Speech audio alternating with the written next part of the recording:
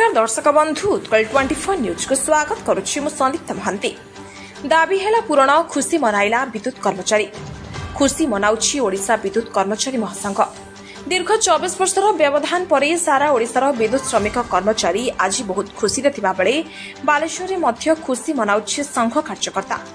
जो समस्या दीर्घ 3 वर्ष हेला समाधान होई पारि नथिला ताहा नूतन सरकारंकर प्रत्यक्ष हस्तक्षेप तथा शक्ति मंत्री कनक वर्धन सिंह देव, अर्थ सचिव शाश्वत मिश्र, ओपीटीसीएल विभागीय मुख्य संजय मिश्र, मानव संबल अधिकारी रघुनाथ प्रतिहारी सहजक्रमे विद्युत श्रमिक निज सम्मान फेरी पाइबा सह ओडिशा राज्य सरकारी कर्मचारी समकक्ष हेबार सुजोग पाइपरिछन्ति।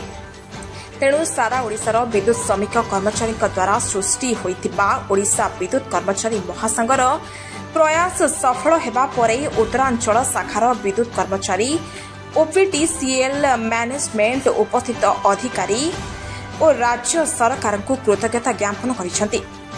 एथिसहित एकाठी होई बाण फुटाई मिठा बांटी विभिन्न कार्यक्रम करी दिनटी को खुशी मनाइछंति। दीर्घ दिन धरी जो विद्युत विभाग कार्यरत आईटीआई भाई माने जो आईटीआई करी जो माने चाकरी पाइथिले तांकर गुटे ग्रेड पे बहुत दिन दाबी थिला एवं यही दाबीटा को अभिकेम आरंभ करथिला।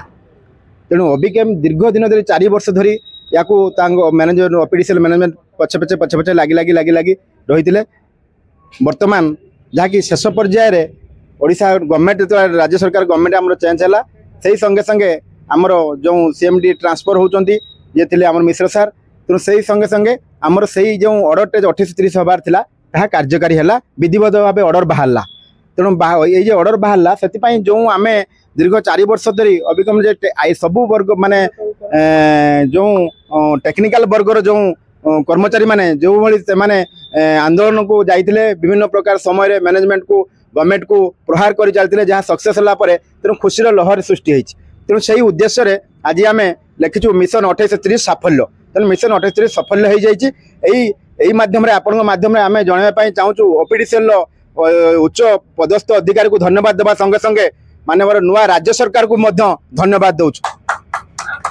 Baleshwar Bidyadhar Mahanty report Utkal 24 news.